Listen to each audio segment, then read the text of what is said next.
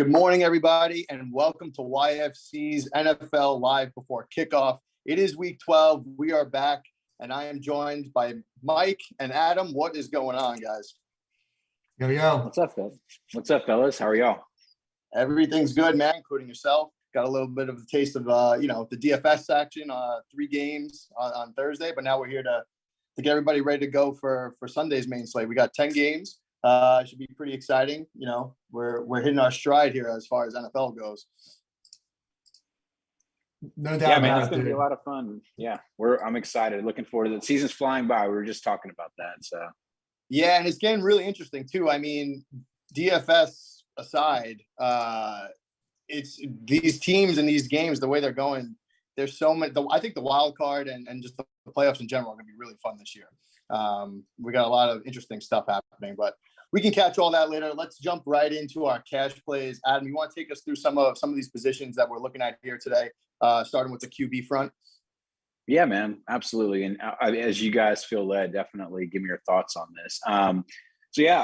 Cash, it's interesting because we have a couple of different routes we really want to talk about. Obviously, you know, I went over some lineup building that we posted a video on. A lot of times I don't lead out with QB, but for order's sake and for you OCD people out there, we're going to start with the quarterback position. Kind of looking at the ownership, I can have seen is that you're looking at some value QBs are kind of popping up towards the top, and there's a small little pool that I really like that I want to talk about. And there's some guys at the top, but let's kind of go in reverse order. I will talk about Tom Brady, who's leading the slate overall, 7.6K on DraftKings. I actually like him more on FanDuel. He's kind of like, I guess, a guy that I would really FanDuel just because of the way that the format is. And with DraftKings, I feel like you can get a lot of value in some other positions, but you definitely want to look at Tampa Bay as getting some of that team. 28 implied points. Obviously, there's a lot of love going to their pass catchers. They have a little bit more narrow of a route tree with Antonio Brown being out. But, yeah, I mean, I don't find anything wrong with Tom Brady. He's not my favorite cash quarterback. I prefer to pay up in some skill positions. Jalen Hurts is obviously, me being a big Eagles fan, obviously he's somebody I love.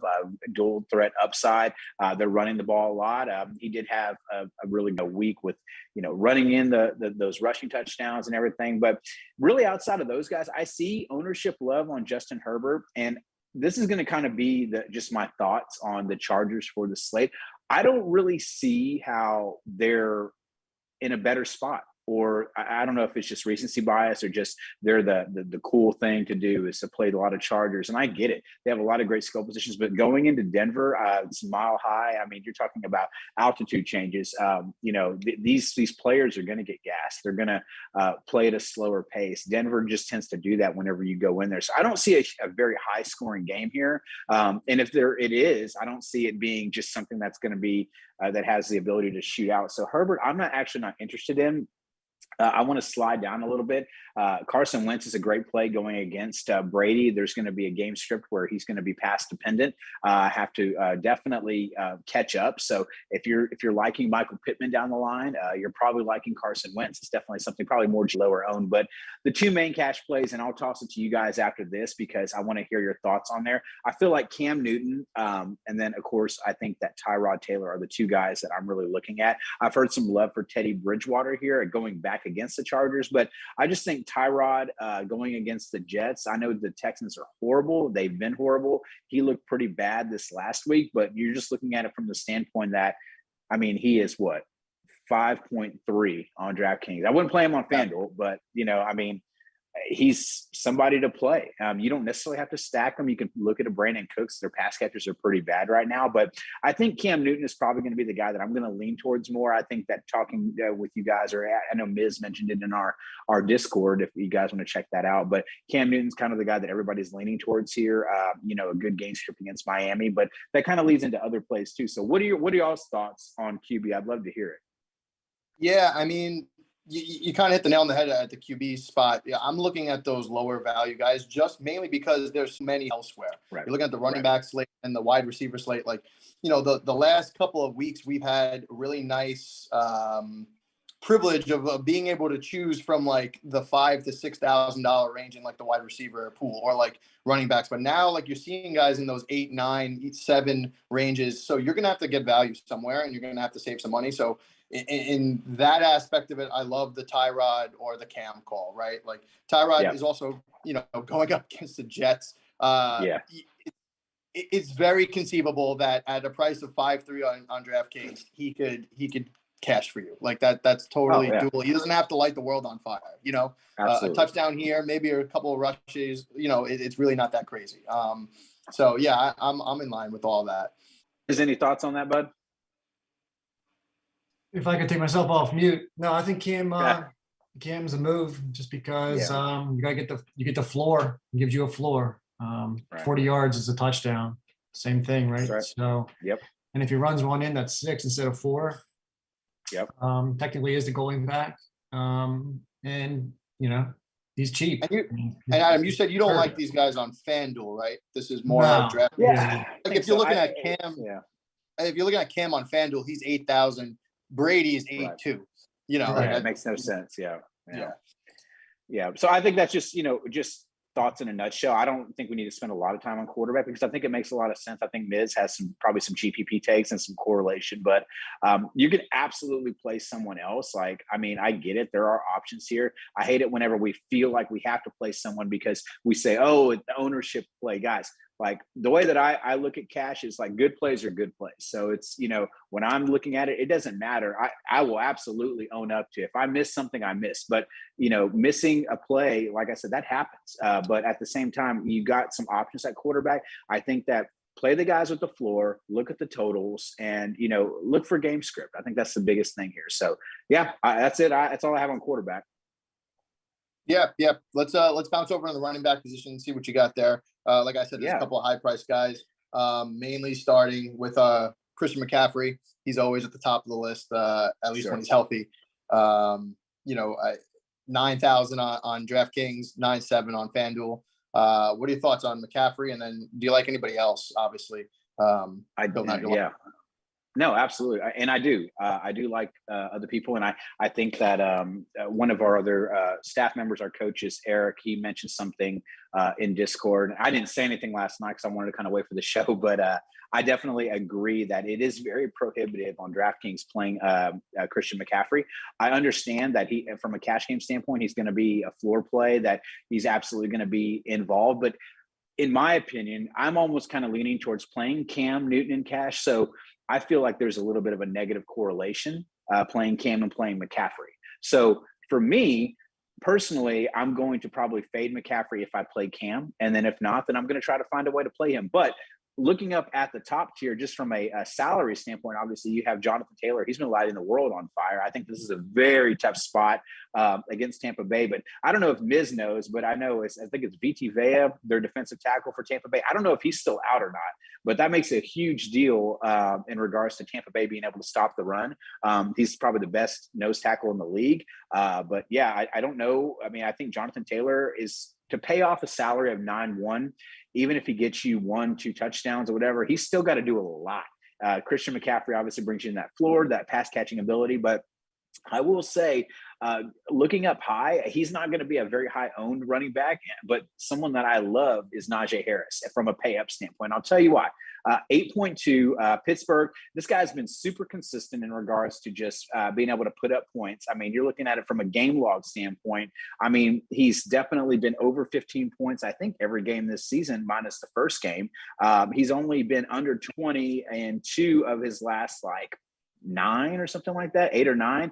I mean, just had a game at LA Chargers, and obviously that's you can look at it from a 16.9 DraftKings return, but 6 targets, 5 receptions. Something I do want to mention is that if you're looking at the opponent here, Cincinnati Bengals, if you look at teams that are allowing receiving stats to running backs, they actually allowed the most targets in the league at 10.3 targets a game to their running back position. The closest team to the Cincinnati Bengals is the New York Jets at 8.8.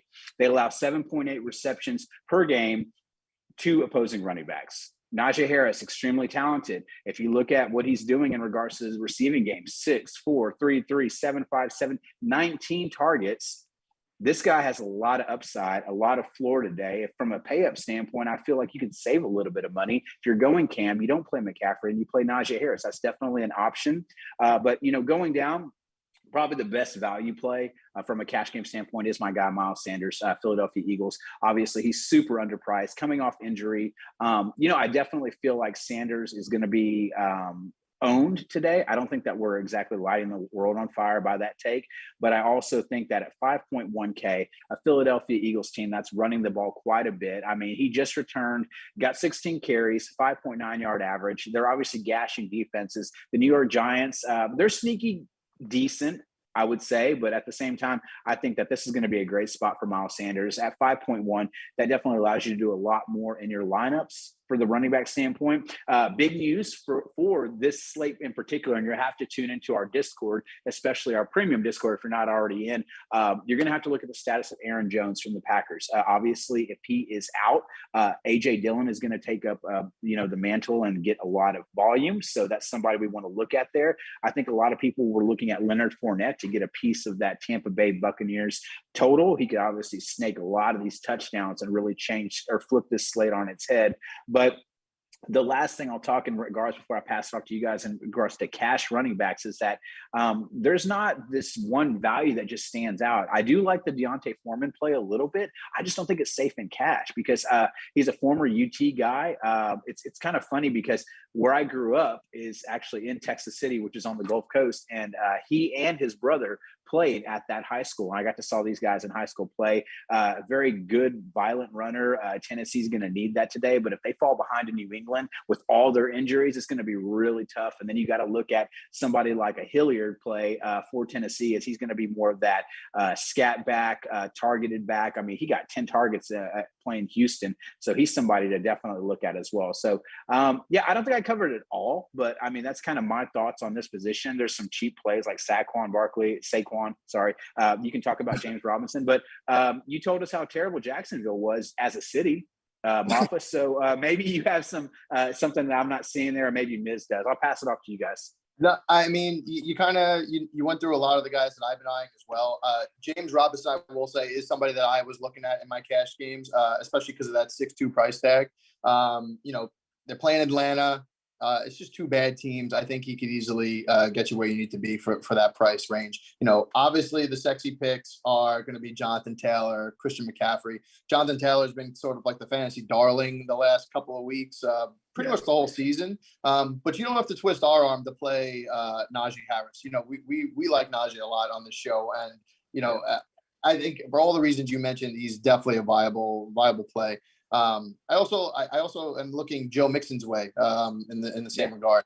I think he's having a sneaky good season. Maybe not sneaky if you're into DFS and fantasy football in general, but like just not many people talk about Joe Mixon as much as I think he should be spoken about. So I also like him at 7.5 as one of those next tier guys below the McCaffreys and Taylors that could be totally viable. So yeah, all interesting stuff there. Miz, anything on your end that you're looking at on the cash running back side? Mute. Got too many things happening at one time. No, you got it pretty much covered in terms of cash games for sure. And I love Najee Harris in all formats. I love that. Yeah, I think the only thing I'll mention before we move on is just Ty Johnson. Obviously, we got a lot of injuries for the New York Jets playing against Houston. He's only 4.3K. You could do a lot worse down there. So if you're finding yourself in that salary range and you're kind of like, who's my punt play? Man, you could do a lot worse at 4.3K. Houston is bad. I get to see them on our local television, and then they're pretty awful to watch. Yeah, that's a tough market right now if you have to only watch the local game. God, it is. Yeah. So. All right, let's jump over into. I think we covered everything on running backs as far as this. Let's jump over into wide receiver. Tell me about your top play this week. Who's one of my boys? Speaking of homers here, Deebo Samuel. Yeah, man, I love Deebo. He's my favorite play on the slate. He's my first player in all my lineups in regards to playing cash, single entry, or 3 max. I just think that the spot is amazing. The talent is amazing. Minnesota is sneaky bad against really good, talented wide receivers. I mean, the guy only got 2 targets last week, but he had 8 rushing attempts for 79 yards. Got a touchdown on the ground here. He's contributing to all parts for this San Francisco team. They get to play at home. You get to take Minnesota out of their comfortable northern environment. Debo is definitely going to expose them. One of the things I look at in regards to matchup plays for wide receiver, it's actually the first spot. And I think I talked about this a little bit on my lineup building show for Thanksgiving, is I look at the matchup rating versus the likely secondary options against them. You can find this on multiple sites. I'm not going to necessarily tout one, but you can use the eye test if you really want to. And you could just see that there's some really bad secondaries out there, and there's some really aggressive, overly aggressive secondaries. So just from a Deebo Samuel standpoint, he's not a guy that's going to have a huge ADOT where, you're going to see Jimmy G slinging the ball 12 to 15 yards downfield. That's not how he hurts you. He's going to be on the field all the time. He's going to be running his reverses, running that Shanahan offense. So I think that Debo is by far my favorite play on the slate. I know you guys love him, and you talked about it as well with your love there, but he may not even come in as the highest owned receiver. I think that right now you're seeing a lot of love for Chris Godwin, and I get it, and I'll talk about that in a second. But I do want to mention that I see Keenan Allen popping up. And if you go back to scroll back at the beginning of the show, I don't know where we bookmarked that, but I just don't see the Chargers as being someone that I'm going to focus in on with the Justin Herbert or Keenan Allen. But I will say this as a caveat to it, is that Keenan Allen's an excellent cash play. He always gets the volume, always gets, targets, looks, receptions. He's kind of that Devontae Adams type. 7.4K is definitely someone you can look at. If you play him in cash, he's going to get you double-digit targets, probably 8 or 9 catches. He is absolutely fine. If I want to get a little bit more upside, I'm going to pay a little bit more for Deebo Samuel, or maybe down a little bit, and you got your Evans and Godwin in that high total for the Bucs. But I have no interest in cash or Cooper Kupp, 9.6K, so leave him for GPP in my opinion. Devontae Adams is extremely expensive as well. I do love Justin Jefferson. Running it back, I love playing in my single lineups, in my 3-max, and my cash games. I pick a game that I love. I love the San Francisco-Minnesota game, and I want to try to get both sides of that. If I can pay up for Justin Jefferson, I will. I don't think I will because he's very expensive at 8.3, but Adam Thielen, 6.7. He does not have the glitz glamour, but he does get the volume, gets the targets. Kirk Cousins is not good, but it's always whenever we see these Justin Jefferson smash spots that Adam Thielen comes in and breaks your heart. So, Jamar Chase, love the kid. I mean, he's an amazing rookie, but I need to talk about this Godwin, Mike Evans, Tampa Bay situation, because Godwin's getting a lot of love, and I get it. I get that he's chalky. I get that he's going to be high owned. I don't see that much of a difference between him, other than the fact that he's going to take a lot of these routes and Antonio Brown's going to run over the middle. But my thoughts on it, if you're playing Mike Evans as a pivot off of Godwin, absolutely fine. If you're one of those ownership guys that I have to play these guys because he's higher owned, play Godwin in cash game short if that's what you want to do. But if you really want some good leverage off of that, you have a Gronkowski that's in the 4K range on DraftKings. That's somebody to definitely look at here. But as I'm looking down, I talked about, those 2 guys, and you can obviously pick and choose as you want. Deontay Johnson for the Steelers is an excellent play today. You can get, that DJ Moore, Cam Newton play is obviously someone you can look at. We have Brandon Cooks at 5.8. We talked about the Tyrod Taylor love. The Jets are terrible. He's got some really good looks in regards to him being in a lot of single entry cash game lineups here, but you can definitely go down and just say, hey, I'm just going to play some Giants. There's so many injuries obviously there. I know Evan Ingram, we're going to talk about him in tight end standpoint, but I don't see anybody that I'm like, oh, I just have to play these guys as a smash play, like where we have to play a Devontae Adams or whatever it is. So you can obviously pick and choose. Michael Pittman is going to come in extremely popular at only 5.6. We talked about Carson Wentz in the cash game quarterback standpoint, but favorite value in cash, someone that I will probably play or look at is probably Des Fitzpatrick. I watched this kid play in college. Tennessee's just ravaged with injuries. I can't see a game script where they're really not going to fall behind, which kind of pushes me a little bit more off of Deontay Foreman. But Des Fitzpatrick's only 3.2K. He's going to get some ownership in cash. Yeah, I mean, it's hard to. You got to love the punt there. And like you said, it's not like they have anybody else with Julio and AJ and Henry out. They got to throw the ball. Yeah, man. Yeah, and I mean, you're going to see some Brandon Ayuk. He's obviously a pivot off Debo. Kind of a different player. Laviska Shenault, obviously for Jacksonville, he's somebody that people are going to like. The last thing before, and I will pass this off to you so you can answer this question and kind of run it back. But I see a lot of people loving Elijah Moore, a great rookie. Obviously, someone who I like. I think he played at Ole Miss. I remember playing this guy on college football a lot, but. I get it. No Corey Davis. There's no Michael Carter. You got the Ty Johnson looks and everything. But I don't know, man, about this Jets like offense, pass catchers outside of maybe GPP. What do you guys think in regards to some of these plays? I'll take a flyer on Elijah Moore in a GPP lineup. But like you said, for cash, look, he's 5'6". If I'm playing a 5'6" receiver, it's Michael Pittman at the exact same price. Where that's right. We know what you're getting out of him. That game, like you said, the game script is probably going to favor the Colts in general, just because they're going to have to score to keep up with Tampa Bay, most likely. I don't have the numbers in front of me. I don't even know what the over/under is on that game, but in general, I'm pretty sure it's the highest one on the slate. Yeah, Elijah Moore, for cash purposes, I'm not getting there at that price. I'd rather play one of the higher price guys like Debo, a Michael Pittman at 6, and then punt with Fitzpatrick, if that's what I'm going to do. Yeah. That's my opinion on that. I don't know, maybe the other way. My question is about Des Fitzpatrick. Like, why are people on that instead of Chester Rogers? Yeah, I think that no, he's right. I mean, there can absolutely be, it could go either way. I mean, I agree. Chester's 3-5 here, and he's got 6 targets last game. So he obviously has, the ability to be able to say, hey, I'm going to produce. But, Des got 6 targets against Houston also. So I think that it's literally a $300 difference. So I don't think that either one, I mean, if I feel like the salary, I'm one of those guys, like, unless these punts are going to be like 40 or 50% owned, I really like getting leverage off of it. That's why I like the Najee Harris play off of Christian McCaffrey if I'm playing Cam, because that this guy could definitely at 5% ownership is going to just shoot you up the board. And I mean, I'm not saying there's bad chalk at wide receiver. It's just, I really like the pay ups. I like that 5.5 up, and I feel like I'm going to be paying up at a couple of wide receiver positions, and I'm probably going to have to play one of the Bucks guys just because in cash, I think that's where you got to be. Yeah, I like what you said about Evans and Godwin. Godwin's probably the cash play because number one, he's cheaper, so that's part of it. But also just because he's like the floor play. Yeah. Whereas Mike Evans, his ceiling's probably way higher. I mean, Mike Evans can go for 40. Right.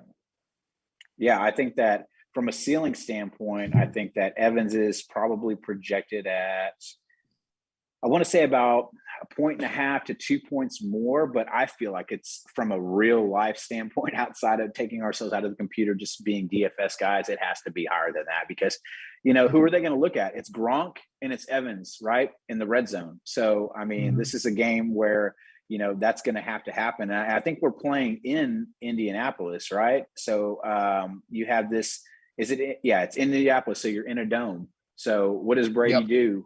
He shows out in a dome. So yeah, I mean, these guys, it's going to be a high scoring game. 53, I think, is the implied over under, but yeah, man, that's pretty much my cash takes in regards to wide receiver. Yeah, no, I think we covered it pretty in depth there. Let's bounce over to tight end. Not too much here, in my opinion. It's like one of 3 ways, depending on how much you want to spend. But obviously at the top here, we got Kyle Pitts and then a couple other guys. What do you think here? I mean, Kyle Pitts is extremely talented, a great rookie. I don't see me spending $6K at the tight end position. I talked a little bit. I know Pat Freiermuth, and I don't even know if I said that name right. I feel very proud of myself for getting close. But 4.3K, I like this game, this Pittsburgh Bengals game, interdivision. I think that this should be a little bit higher scoring than people think. We talked about a couple plays we like there, but I mean, that's a great GPP stacking game. I don't think that I'm going to be paying up for the George Kittles of the world, the Kyle Pitts. I think Kyle Pitts is probably the guy to go there. Jacksonville's bad. Kyle Pitts is good, but they're also playing on the road here. They're not in Atlanta, which is, a different environment for them here. I don't even know what the weather's like there. I have to check that. That's my fault. I do love, if you're going to bump down a little bit, there's a pretty big gap. I don't think anybody's going to play Gesicki here, but in cash, Dallas Goedert is obviously someone you want to consider. Giants aren't great at the tight end position. Defending that, he just got him a big extension. No more Zach Ertz. A lot of targets going his way from Jalen Hurts. They use him in a lot of different ways up the seam. I watch a lot of Eagles games. And I honestly, Dallas Goedert hasn't even probably had his ceiling game this season. That's just my opinion. But you can definitely go there. Man, it's hard to not like Rob Gronkowski. 4.4K in a dome. He looks healthy. I mean, he had a pretty good game this last time out. I just think that if you are in a spot where you're like, you know what, I just don't know what I want to do. He had 8 targets last game, 71 yards on 6 receptions. I mean, if he didn't get in the end zone, if he would have got in the end zone, he'd have been over 20. And you're looking at somebody who's going to really help you in regards. But he's right there with Pat Freiermuth. That 4.4, 4.3 is where they're looking at for these guys. Evan Ingram's probably the pay down guy, 3.8K. A lot of injuries in regards to the New York Giants, but obviously he's kind of back, kind of, sort of. It's weird, man, because I just thought that he was going to be like the next coming of, whoever. What is it? Jeremy Shockey. That's who I'm thinking of. But for the Giants, and he was awesome to watch, right? With Eli, whoever he had, I mean, it was a great tight end to watch. But I mean, Ingram, I just don't understand, man. Maybe you can fill in more on the tight end position. As a New Yorker, I don't live there anymore, but as a New Yorker, all my friends and family are from there, and I can tell you they had high hopes for Evan Ingram, and he continues to give them nightmares every time he plays. I believe it, man. I think that honestly, man, I'd love to get to Ingram here, but I'm probably going to pay way down. And this is just me personally, because I don't love the tight end position. I'm probably looking at like a Jared Cook here. Man, he's nothing to write home about, but had 5 targets last game. I'm just hoping that this is the week that he gets in the end zone. 3K is not going to kill me here. I could definitely go down lower than that, but I don't know, just my builds. I'm prioritizing my salary on other positions. And I mean, this is kind of where I'm at here. What do you guys think in regards to this position?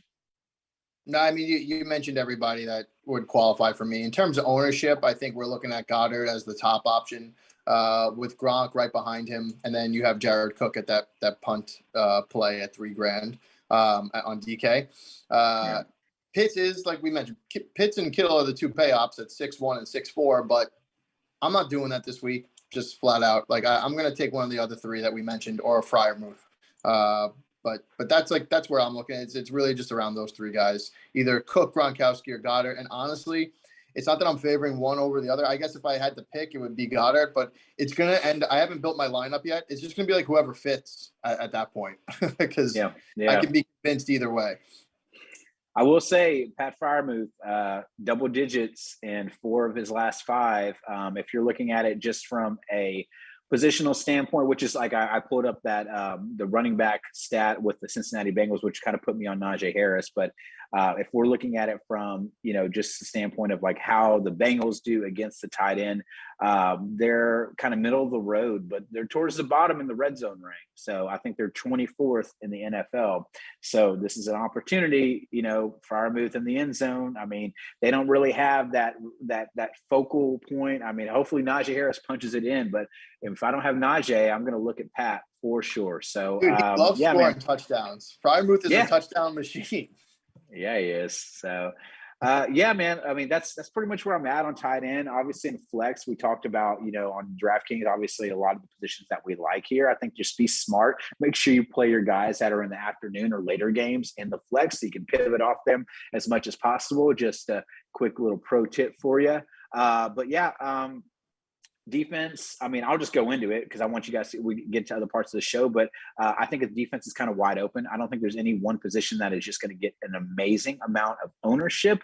However, I will say pay down is going to be popular. Texans is going to be popular because the Jets suck. Jaguars are going to be popular just because they're 2.2 and they're 2.2. Falcons, I've seen some love on them. I think the Panthers against Miami, I find that kind of weird, but they always seem to kind of score. My favorite personally is probably going to be the Eagles at 3.2. This is your opportunity and your warning if you're listening out there. As I told these guys pre-show, to not play the Eagles because anytime I play them, they tend not to do well. However, I do like a running back defense correlation if I am not getting a part of the other team. It doesn't take much for them. I don't think I'm banking on a defensive touchdown here, but I'm definitely banking on getting some sacks and some pressure on Daniel Jones and this bad Giants offense. Anything on defense, guys? No, I don't typically favor any defenses in general, but especially this week, just with a lot of the prices on some of those skill positions. So, Houston at 2-3 against the Jets. Why not? I'll throw my hat in the ring on that one probably. Just save the salary. Yeah, man. That's pretty much all I have. But these guys can definitely reach out if they have any more cash questions. I'm sure anybody on our team can answer those. Yeah, absolutely. I mean, it is early here, guys. Depending on where you're tuning in from, I'm on the East Coast. It's only 10:30. We still got a couple of hours until lock. Feel free to follow the news tickers and see what breaking news comes in. We mentioned Aaron Jones. As of right now, it's still game time decision. But pop into that Discord channel, ask those questions. We're happy to answer wherever we can. Adam, thank you for the cash stuff. We're going to bring over Miz now. We'll come back to you in a minute. We'll talk about some prize picks and just a recap of everything. Miz, what is going on, dude? Let's talk about some GPP stacks that you like this week. Yep. So if you ever read my stuff, everybody knows I like stacking the Vikings just because they present a clear path to who's getting the fantasy points. Obviously, Justin Jefferson has been popping off the last couple of weeks, and Kirk Cousins has continued his run as just being uber consistent. It's a really good matchup here today against the Niners. Only problem is I feel like people are really onto this, even though ownership's not really accounting for it yet, or maybe it will. But when I certainly do all of my stuff like in my own little bubble, and then I write it up, and then I go compare to the rest. Yeah, and see. And I've seen like a lot of people talking this up, so now I'm worried a little bit. But I think you can just be different in the way that you approach it. I don't think people are going to use Elijah Mitchell in this game stack. So using him and Kittle, number one, you're getting different at running back. Number two, you're getting way different at tight end. And then putting them, surrounding them with Cousins and Jefferson and or Thielen, if you can figure it out, I think is a great way to go because it's the second highest game total on the slate. Both offenses, we know where things are going. 49ers want to run the ball. Mitchell's back. He'll get the lion's share of the carries. Kittle is back to full health.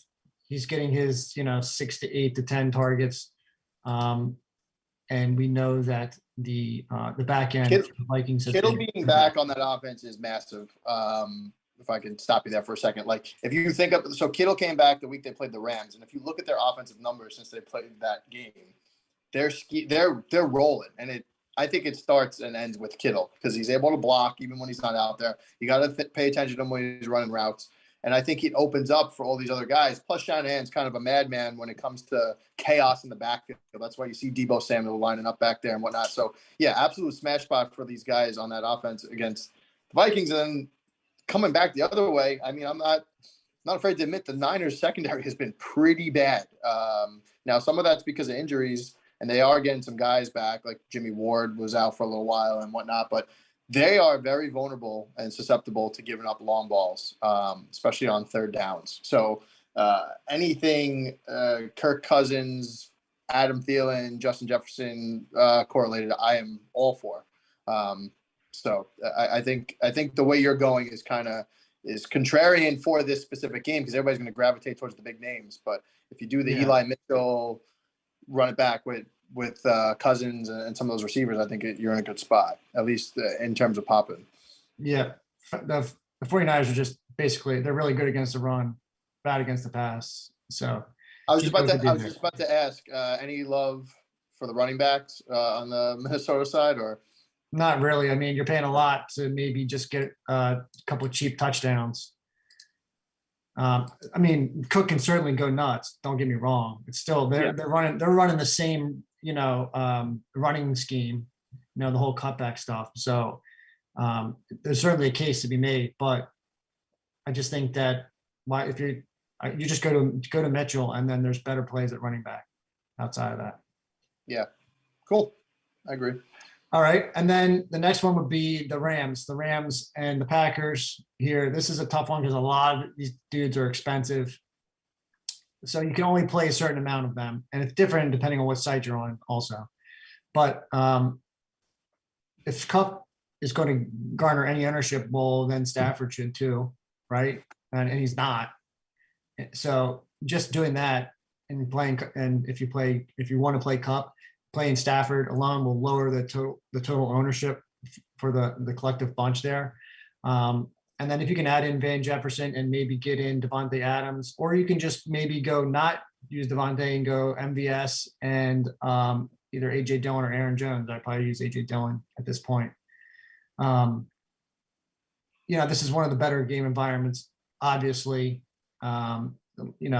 There is merit to having, maybe Ramsey shadow Devontae. Not that it necessarily matters, but it can, potentially cap his ceiling. So, when you're paying, 8.6 or whatever he is, upwards of 8,000 to 9,000, you would like to be able to see, foresee the ceiling coming out. Whereas if you're, you look at it and you see Ramsey there, there's a case to be made that he might not reach his ceiling. He's probably going to get like 13 to 15 points at a minimum, but he might not get 40, or 30 or 40. Right. But if you use MVS, right, who's still dirt cheap, and everybody else outside of Ramsey has been beat this year. So that's a case to be made for that. And then potentially AJ Dillon being the lone running back. I can't really see them using Aaron Jones a lot. And if they do, it's probably for passing down work, I would assume. So I think you could actually play him either way, but going that route, all those dudes are pretty expensive. So you're going to have to kind of fill in with value elsewhere. But I think that betting on the entire game is a good bet today. And the Packers have been terrible against the pass all season. They make turnovers, but that's about it. Yeah. I think this game is just going to be, this game is going to win people a slate, but it's going to be tricky to get that winning combination. Because like you said, there's so many options you can go to. Like I love Odell. I love Odell, right? He's at 5K on DraftKings. That I don't really love. I'd rather just play Van Jefferson, who's probably the same type player at this point as Odell, with maybe some more speed, and it's those long likely balls. Have lower ownership. That's the Van Jefferson, MO there. Just toss it up downfield. See what happens. What anybody else like that's not stack related? Anybody you're running naked? Like, we mentioned Elijah Moore before. Anybody like that that maybe you're interested in? Well, Adam talked about Najee. I love Najee. Like a 2 to 3 touchdown game is coming for Najee. It's just a matter of time. It is a tough matchup, but he gets it done in a multitude of ways. So I do really love Najee. I think you can play AJ Dillon now. The more I look into it, even if Aaron Jones plays, yeah, I think he can.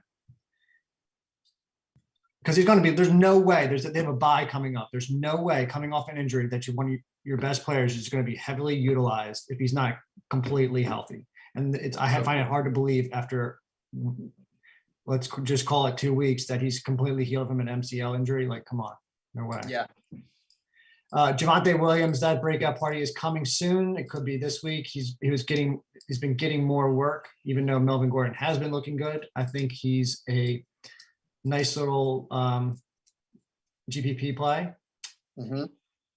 Naheem Hines, if we think Tom Brady's going to light it up, and Evans, Goddard, and Gronk and company are going to go off, which they are a very good stack as well. I have them listed. That Naheem Hines, specifically on DraftKings, could potentially be a good play if they are in catch-up mode, because Taylor does get catches, but when they're in their hurry up and trailing, they tend to use Hines. And then in terms of wide receivers, Ayuk is probably way under-owned today than what he should be. He's actually starting to really come back into form from what he was towards the end of last season. It's hard not to like, the Vikings guys, but DJ Moore, I think, people love Cam, but I said last week that it was a good spot for DJ Moore, and he scored. This is also a good spot if they're going to go cover zero, like, everybody and their mother has been talking about for the Dolphins on defense. DJ Moore will absolutely destroy man coverage. And if he gets the ball, he's one of the best with it in his hands after the catch. So that has a potential for a monster score out of DJ Moore. MVS I talked about, and Chenault seems like everybody's kind of on that. But Mike Williams, I kind of like Mike Williams, not only because Keenan Allen has a ton of ownership. He did look a little bit better last week comparatively to what he has been the last few with that back injury. So it's worth taking a shot there. And then Dan Arnold at tight end, DeGuara at tight end as well. I mean, if you're trying to get pieces of that Packers game, he is super, super cheap. He's also probably super bad, but if he catches one in the end zone, could pay off. And I love Freiermuth, as Adam said as well. And then defense, Patriots defense, if you can get them somehow, that's going to be a great play. The Vikings, even though I do like that game, they get sacks and they do force turnovers. They really haven't gotten, they got one last week, but outside of that, they've been doing fairly well, and they're super cheap.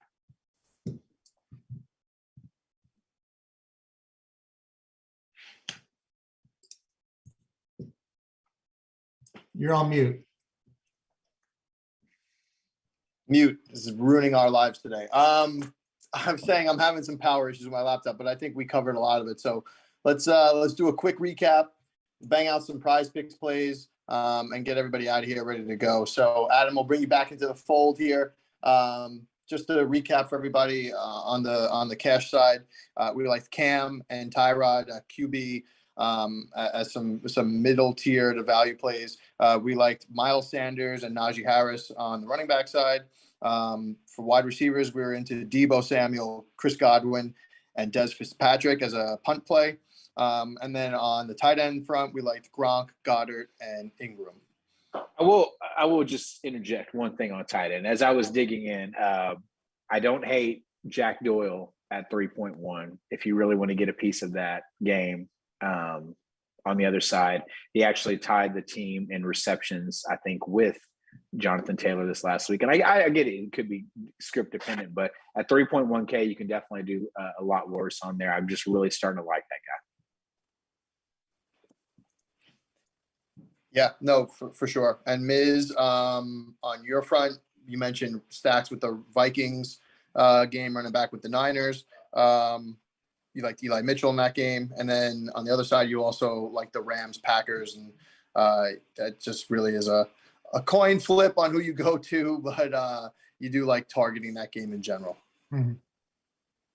All right, cool. Let's move into, those are some of our core plays for, cash and GPP. Let's move over quickly. And I'm sorry if I'm seeming rushed here, but now I'm fighting time.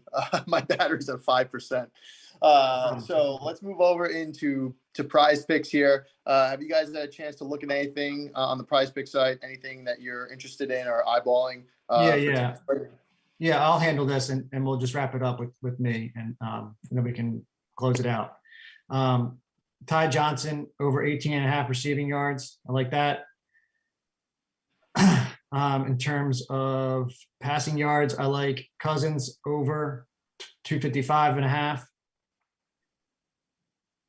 I like Stafford over 260.5. And then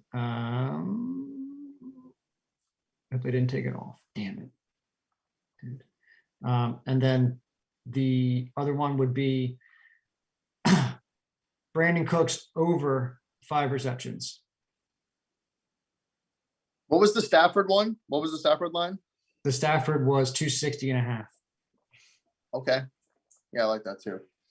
And guys, as we mentioned all the time, PrizePicks, they tend to change quick. So if you like these numbers, get them while they're hot, get them now. Adam, did you happen to pick anything or? No, I got them all. I think the ones I got are probably good enough. Yeah, I haven't looked at it really. Cool. All right, guys. That pretty much is it. Any closing notes here before we move on?